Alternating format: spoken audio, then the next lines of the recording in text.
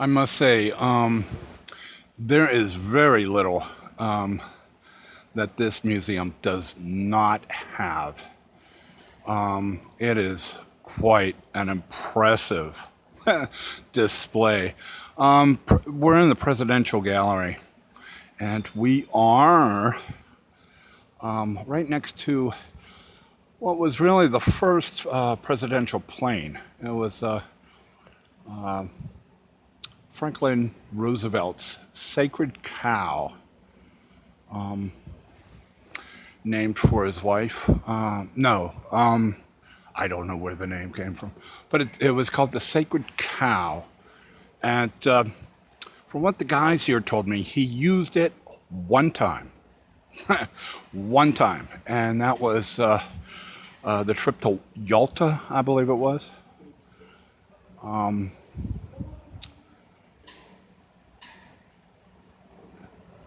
And it was modified for him, so the public would not have to see him so humbled with polio. Couldn't quite walk the ramp down with the missus. So the accommodations were made in the construction of the plane.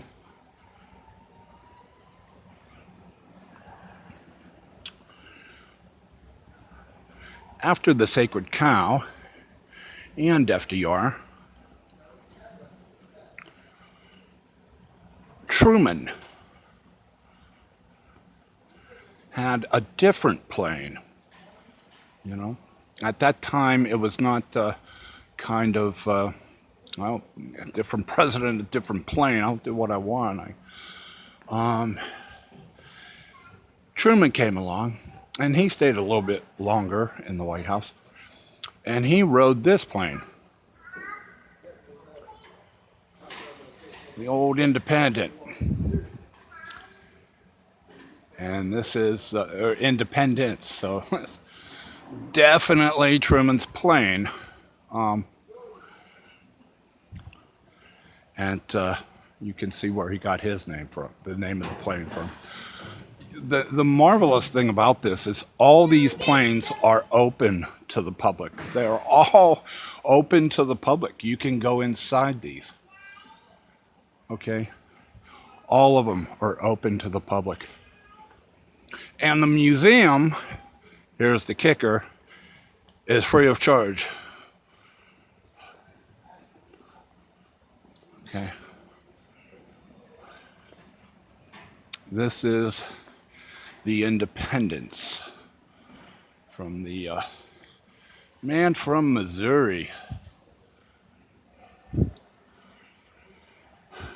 Harry Give 'em Hell Truman. Along with the major planes, personal planes of each, they also have little spotter planes, not spotter planes, but little jets that the president would use and employ, at his service, if needed for whatever occasion. After Truman came Kennedy and Eisenhower. Is this? Yeah, Eisenhower. Not sure if Eisenhower had a plane or not. But anyways, yes, Eisenhower did have his own plane.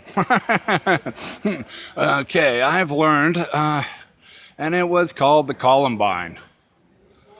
And so after Truman came Eisenhower, and he had his own plane. So Columbine 3, Eisenhower, and again, open to the public. Now, after Eisenhower, came Air Force One, and